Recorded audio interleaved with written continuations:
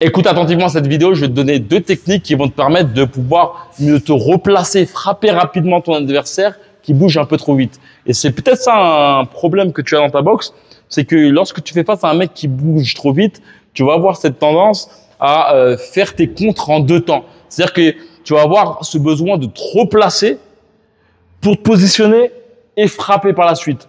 Là, l'outil que j'aimerais te donner, c'est de te permettre justement de pouvoir faire ton mouvement et frapper directement par la suite. Cela à travers deux techniques, une technique qui se fera justement sur ce ring et l'autre qui se fera justement sur ce sac de frappe. Reste attentif à cette vidéo. D'ailleurs, la salle est plutôt pas mal et c'est là que se passeront mes prochains camps de boxe. Si tu souhaites nous rejoindre, il suffit simplement de cliquer sur le lien qui est en dessous de cette vidéo. Je parlerai un peu plus à la fin de cette vidéo. On y go.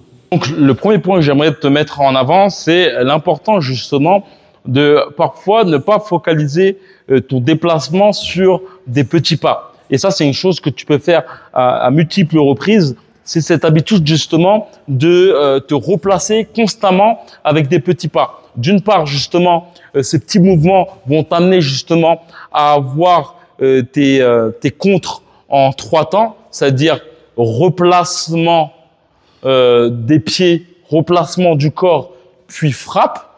C'est une grosse perte de temps, surtout si tu as une personne qui bouge un peu trop. Et ça rejoint beaucoup mon combat que j'ai fait, mon premier combat en mi-lourd, où je faisais face justement à un adversaire qui bougeait beaucoup. Et clairement, j'avais cette attitude. Après, il est très important lorsque tu es boxeur de beaucoup travailler ton cadrage. C'est vraiment une chose qui va te permettre d'être très efficace.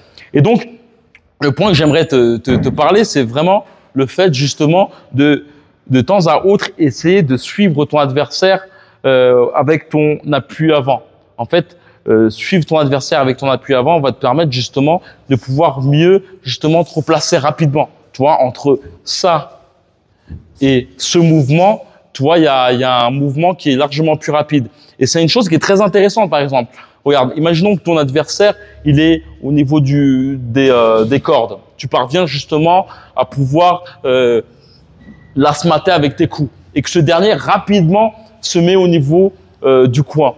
Toi, tu vas avoir cette tendance à faire de petits pas, ce qui va t'amener justement à avoir un replacement des pieds, un replacement du corps et ensuite frapper. La chose que tu pourrais faire, c'est comme je t'ai dit, suivre ton adversaire avec ton pied, ce qui te permettrait, tu vois, mon adversaire est là, je l'assmate de coups, il va se mettre là, je vais juste replacer mon pied, tu vois, en sa direction, en le suivant directement. Tu vois, juste ça, ça te permet d'être très rapide. Par rapport au deuxième thème, la chose que j'aimerais beaucoup mettre en avant, c'est que on a cette tendance à sous-estimer la qualité des anciens combattants. Mais vraiment des anciens combattants. Par exemple, je regardais un adversaire de Prince Nassim Hamed. D'ailleurs, il est là. C'est Kelly, je sais pas si tu le vois. Ce dernier avait cette capacité à pouvoir frapper et changer de garde. D'ailleurs, je te parlerai d'ailleurs de Marvin Hagler. Mais il y a un boxeur qu'on m'a partagé récemment, qui est très ancien et qui avait justement des mouvements assez similaires à Canelo.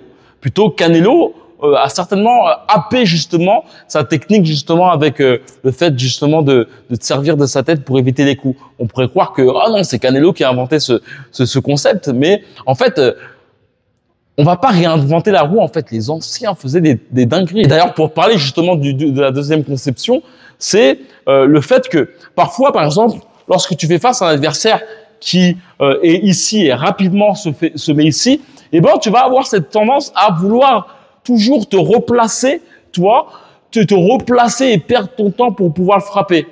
Et une chose que faisait justement Marvin Hagler, c'est que ce dernier, tu vois, avait cette tendance à changer de garde, tu vois. Et c'est un point que tu devrais certainement travailler. Comment le faire? Pour moi, en fait, le but n'est pas forcément de changer de garde et d'y rester, mais plutôt de faire justement juste ce petit switchage avec le crochet du bras avant pour ensuite, tu vois, attends, on va faire, boum, je suis en garde là, boum, tac, switchage et après je me replace. Le truc que je te conseillerais de beaucoup travailler, c'est ton bras avant en fait. Ton bras avant avec tes deux bras. Même Marvin Hagler le faisait en frappant justement avec le bras avant en mode droitier et en se replaçant, tu vois, en gaucher pour refrapper avec justement le bras avant en mode gaucher. Donc c'est vraiment un point t'habituer parfois, et ça c'est un truc que faisait aussi Conor McGregor. C'est pas forcément comment dire, si tu sens clairement que tu n'es pas encadré comme tu le souhaiterais, peut-être que c'est ton cas, tu sens justement que tu as un certain potentiel, mais qu'il n'est pas encadré comme tu le souhaiterais, peut-être même que en projetant justement sur le futur, tu vois que tu ne vas pas forcément évoluer comme tu souhaiterais. Il se peut que tu aies une sensation justement de stagner, d'avoir une sorte de plafond de verre, que tu vois justement que tes coéquipiers progressent un peu plus que toi. Je pense qu'il y a toujours une affaire d'ego quand on est dans un club. On veut tout de même être le premier.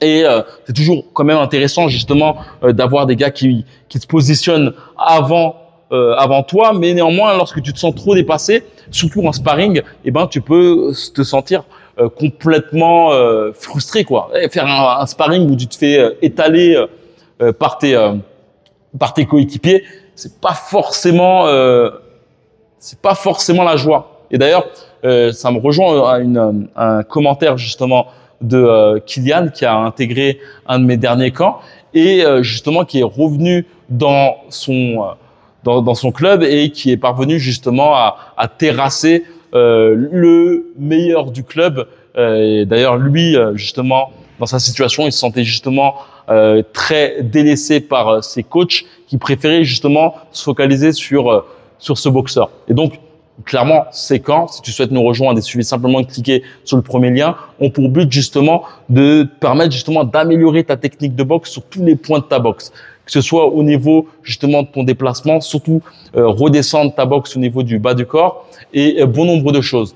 Donc si tu souhaites nous rejoindre, il suffit simplement de cliquer, tu pourras voir justement tout ce qui est compris ou pas dans ce camp. Tu pourras voir surtout que le but c'est de travailler justement sur ta technique au niveau du combat. Vraiment, il n'y aura pas de circuit de training, il n'y aura pas de fitness ou autre. Beaucoup de sparring technique, beaucoup de travail aussi au niveau de ta biomécanique. Et surtout, ce qu'on va beaucoup travailler aussi, c'est l'aspect justement de ton corps, travailler avec le bas de ton corps et te permettre justement d'avoir plus de profondeur dans tes frappes. Non pas boxer avec le haut de ton corps, mais plutôt boxer avec le bas de ton corps, ce qui va te permettre justement d'être plus efficace sur les contres et surtout sur ta capacité à pouvoir justement absorber l'énergie de ton adversaire pour mieux le frapper par la suite. Donc voilà, on en parle dans la description, tu pourras voir tous les liens, toutes les infos et bien plus. Donc comme d'habitude, que la boxe est avec toi. Ciao.